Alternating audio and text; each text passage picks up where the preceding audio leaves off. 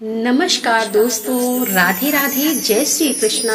आप सभी का हार्दिक अभिनंदन करती हूँ अपने YouTube चैनल पर। दोस्तों, आप सभी का दिन शुभ और मंगलमय हो। तो आइए श्रवण करते हैं आषाढ़ मास महात्म्य की कथा का, जिसमें आज वर्णन किया गया है भगवान शंकर और श्री कृष्ण की अद्भुत लीला का। तो आइए इस सुंदर कथा का रसपान करते हैं। महादेव शिव शंभु को श्री श्याम सुंदर के बाल रूप के दर्शन करने की मनसा हुई और वे एक योगी का भेष बनाकर गोकुल में नंद भवन के बाहर पहुंचकर इस प्रकार आवाज लगाने लगे। वे अलख निरंजन कहकर पुकारने लगे। तब उस समय मैया यशोदा उस समय श्री श्याम सुंदर को नहला धुलाकर उनका श्रृंगार करने में व्यस्त थी और बाहर खड़े योगी की आवाज वह ना सुन पाई। योगी वेशधारी शिव बोले ने फिर से आवाज लगाई, लेकिन अंदर से कोई आवाज नहीं आई। तभी उसी समय वहां से एक ब्रज की वृद्धा गोपी गुजर रही थी। उसने इस योगी को प्रतीक्षारत देखा तो उसके पास गई और कहने लगी कि बाबा किसे बुला रहे हो। तब योगी बोले कि गृह स्वामिनी को बुला रहा हूँ माई। गोपी ने कहा क्या भिक्षा चाहिए? योगी ने कहा हाँ माई, मुझे भिक्षा चाहिए। गोपी ने कहा यहाँ तो कोई दिखता नहीं है, चलो मेरे घर, वहाँ तुम्हें भिक्षा मिल जाएगी, मैं तुम्हें भिक्षा दूंगी। योगी ने कहा कि अन्न वस्त्र धन तुम जो मांगोगे वही दूंगी।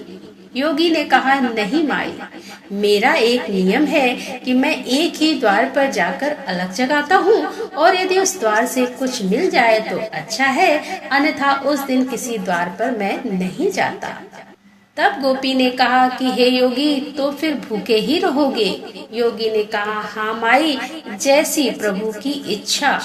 तब गोपी बोली कि नहीं बाबा, हमारे गांव से कोई साधु भूखा चला जाए तो ये सारे गोकुल के लिए लज्जा की बात बन जाएगी। बाबा तुम यहीं ठहरो, मैं अंदर जाकर देखती हूँ कि यशोदा रानी कहाँ है। ऐसा कहकर वह वृद्धा गोपी नंद भवन के गई अंदर चली गई और मैया यशोदा तो श्याम सुंदर का श्रृंगार कर रही थी और उन्हें लोरी गाकर सुला रही थी। और इधर बाहर खड़े योगी वेशधारी भगवान शंकर ने मन ही मन में कहा प्रभु दर्शन किए बगैर तो नहीं जाऊंगा। गोपी अंदर जाकर मैया यशोदा से कहती है कि ओ मैया यशोदा। तब यशोदा ने कहा आओ काकी, क्या बात है? गोपी ने कहा यशोदा रानी, तेरे द्वार पर एक योगी कब से भिक्षा के लिए खड़ा है, तूने आवाज नहीं सुनी? मैया यशोदा ने कहा नहीं तो। अरे जल्दी से उसे भिक्षा दे दो, कोई बड़ा महात्मा लगता है। ऐसा योगी मैंने कभी नहीं देखा, उसके मुख पर तो आंख ही नहीं टिकती। तब मैया यशोदा ने कहा कि क्यों? तब गोपी बोली अरे इतना तेज है उसके ललाट पर कि जैसे सूर्य का तेज होता है, और देखो कितना कड़ा नियम है उसका, जिस द्वार पर भिक्षा के लिए खड़ा हो जाता है बस वहीं से भिक्षा लेता है और भिक्षा ना मिलने पर भूखा ही लौट जाता है। तब मैया यशोदा बोली कि काकी आटा चावल दाल गुड़ घी ये सब कुछ ले लिया है, 2-4 दिन के लिए पर्याप्त होगा, अब चलो। तब गोपी ने कहा अरे दक्षिणा के लिए कुछ धन भी ले ले, बड़े दिव्य मूर्ति हैं, उसे प्रसन्न कर ले, आशीर्वाद पाएगी। तब मैया यशोदा ओह दक्षिणा तो मैं भूल ही गई, अभी लाती हूँ। और इसके बाद मैया यशोदा संदूक से धन और एक मोती की माला निकालते हुए कहती है कि काकी बड़ी दिव्य आत्मा है ना, तो ये लो बहुमूल्य मोती की माला ही दे देती हूँ। इधर बाहर शिव शंभु खड़े खड़े अपने मन ही मन में श्याम सुंदर से इस तरह से बातें कर रहे थे। प्रभु दर्शन देने में इतना संकोच। श्याम सुंदर ने उनके अंतर्मन से कहा धन्य भाग जो आप स्वयं अपने सेवक के घर पधारे हैं, सेवक का प्रणाम प्रणाम स्वीकार करे। योगी भेष धारी शिव शंभु कौन सेवक है और कौन प्रभु, इसके निर्णय का ये समय नहीं है। आप तो हमें अपना परम भक्त जानकर अपने बाल रूप के दर्शन करा दीजिए। बस श्याम सुंदर ने फिर कहा कि बाल रूप तो इस समय मैया यशोदा के पास गिरनी रखा है, उन्हीं से मांगना पड़ेगा। लीजिए, मैया आ गई।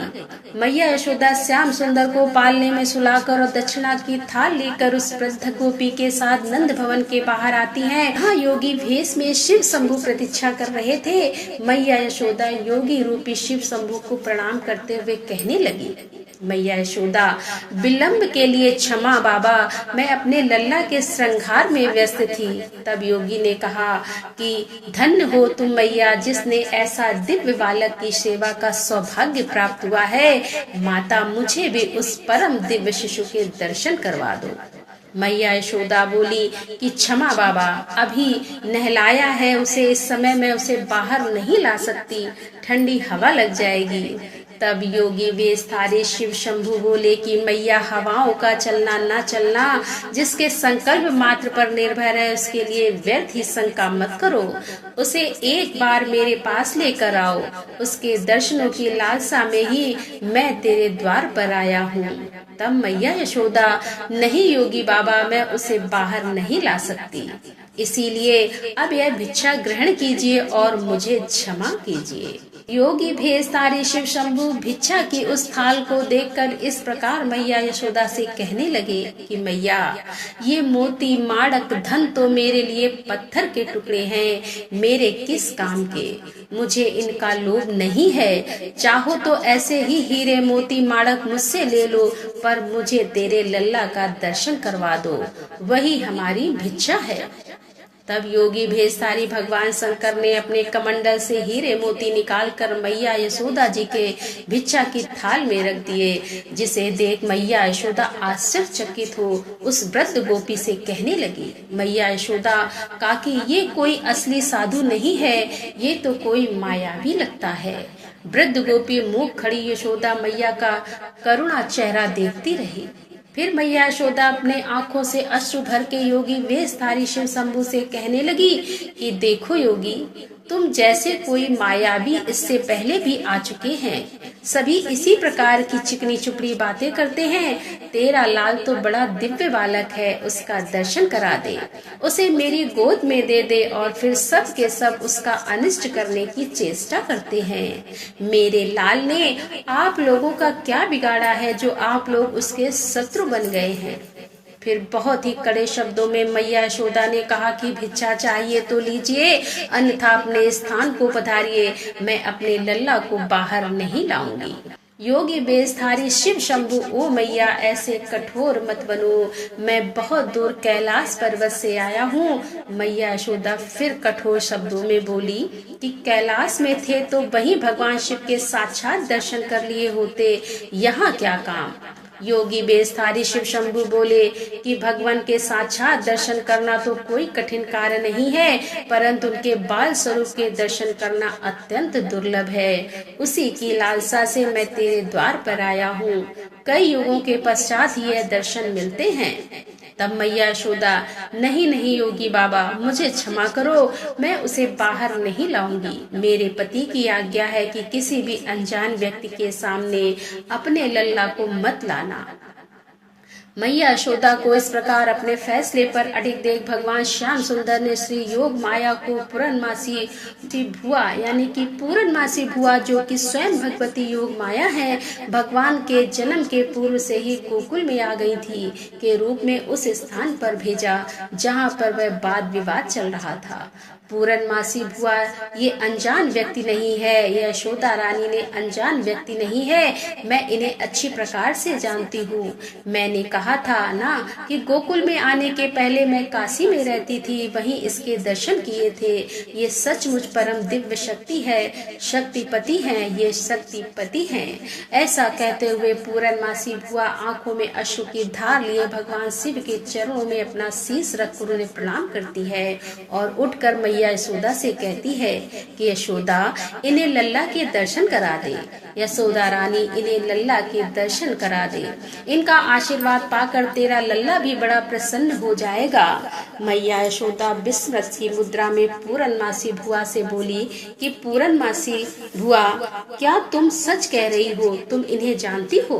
तब पूरनमासी भुआ, हाँ रे यशोदा रानी, मैं इन्हें भली भांति जानती हूँ। यह तो मेरा सौभाग्य है जो तेरे लल्ला का प्रेम इन्हें तेरे द्वार पर ले आया। तब मैया यशोदा, परंतु इनकी वेशभूषा तो देखिए, लंबी लंबी जटा, बदन में भभूत और गले में सर्पों की माला लगाए हुए हैं। इसे देखकर मेरा लल्ला तो डर जाएगा। ना बाबा ना, मैं लल्ला को नहीं लाऊंगी। बेचारी भोली भाली मैया को क्या पता कि उनके द्वार पर स्वयं साक्षात भगवान सदाशिव पधारे हैं। मैया यशोदा से ऐसा सुन पूरनमासी भुआ ने कहा, नहीं यशोदा रानी, इनके दर्शन मात्र से ही समस्त भयों का नाश हो जाता है, समस्त बाधाएं दूर हो जाती हैं। मुझ पर विश्वास करो, मैं कभी तुमसे झूठ नहीं बोलूंगी। वृद्ध गोपी ने पूरनमासी भुआ का समर्थन करते हुए कहा कि अरे यशोदा रानी, ये पूरनमासी भुआ कभी झूठ नहीं बोलती। यशोदा रानी, याद है तुम्हें जब वो पहले पहले गोकुल में आई थी, तब इसी ने तुझे आशीर्वाद दिया था कि तुम्हें भी लल्ला होगा। उस समय तुम सब लोग तो आशा छोड़ चुके थे। ये सदा सच कहती है, सो इसकी बात मान ले बेटी। तब पूरनमासी भुआ, जा बेटी जा, लल्ला को ले आ। मैया यशोदा, पर मैं लल्ला को इनके हाथ में नहीं दूंगी। तब पूरनमासी भुआ, अच्छा लल्ला को तो ले आ, ये दूर से ही आशीर्वाद दे देंगे। जा जा, जाकर लल्ला ले आ। फिर मैया यशोदा नंद भवन के अंदर जाती है और श्याम सुंदर को लाने के लिए और अंदर जाकर श्याम सुंदर को अपनी गोद में उठाकर इस प्रकार कहती है, अरे ओ लल्ला, चल कोई तेरे दर्शन के लिए आया है। मैया यशोदा श्याम सुंदर को बाहर ले आती हैं, जिसे देख योगी वेशधारी शिव शंभु प्रेम से गदगद हो श्याम सुंदर के बाल स्वरूप को टकटकी लगाए निहारने लगे, जैसे पूर्णिमा की रात को चकोर चांद को टकटकी लगाए निहारते रहता है। मैया यशोदा कहती हैं, लो योगी बाबा, लल्ला को देख लो और आशीर्वाद दे दो। भगवान शिव शंभु अपने प्रिय श्याम सुंदर के इस बाल स्वरूप को देखकर उन्हें नमस्कार करते हैं और श्याम सुंदर भी चेहरे पर मधुर मधुर मुस्कान लिए उन्हें देखते रहते हैं। और फिर शिव शंभु मैया यशोदा से इस प्रकार कहते हैं, योगी बेस्तारी शिव शंभु मैया, आज्ञा हो तो इनके चरणों में अपना मस्तक रख लूं। मैया यशोदा, नहीं, मेरे लल्ला को छूने नहीं दूंगी। फिर पूरनमासी भुआ योगी वेशधारी शिव शंभु से कहती है, पहले अपने चरण रस तो दीजिए। ऐसा कह पूरनमासी भुआ शिव शंभु की चरण रस ले लल्ला श्याम सुंदर के ललाट पर लगा देती है। शिव शंभु की चरण रस श्याम सुंदर के ललाट पे पड़ते ही श्याम सुंदर मन ही मन में शिव शंभु से कहते हैं कि धन्यवाद प्रभु, आपको कोटि कोटि धन्यवाद। अंतर्यामी भगवान शिव श्याम सुंदर के मन की बात को सुनकर इस प्रकार कहते हैं कि यह कहाँ का न्याय है स्वामी कि हम इतनी दूर से आकर भी आपके बाल रूप का आलिंगन भी ना कर सके। जिनके चरणों में निकली पवित्र गंगा को हम अपने शीश पर धारण करते हैं, उन श्री चरणों को एक बार तो छू लेने दीजिए प्रभु। और फिर भगवान शिव शंभु अपने ही शरीर के एक एक अदृश्य प्रतिबिंब से श्री श्याम सुंदर के चरणों का स्पर्श करते हैं और उनकी स्तुति पुरुष सूक्त से करते हैं, जो कि भगवान श्री श्याम सुंदर को अति प्रिय है। उसके बाद योगी वेशधारी शिव शंभु मैया यशोदा से झूम झूम के नाच नाच कर कहते हैं कि युग युग जियो तेरो लल्ला, ओ मैया युग युग जिए मेरे नैना भरे रे निहाल, निरख मुख लाल का, प्यासी अखियां हुई रे निहाल, निरख मुख लाल का।